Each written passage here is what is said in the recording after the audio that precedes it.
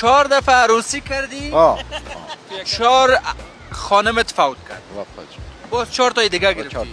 4 تا را یک دفعه عروسی کردی یا متوب؟ نه یکی گرفتم باز از او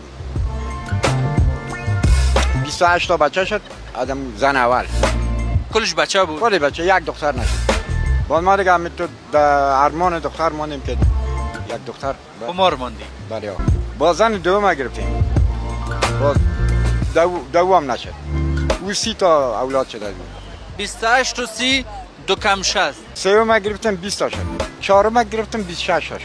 26 تا اولاد شد.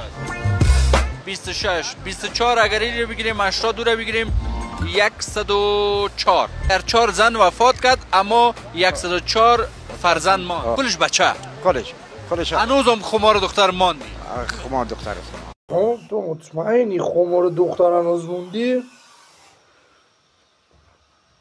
نمیدونم یا خمار چیز دیگه موندی.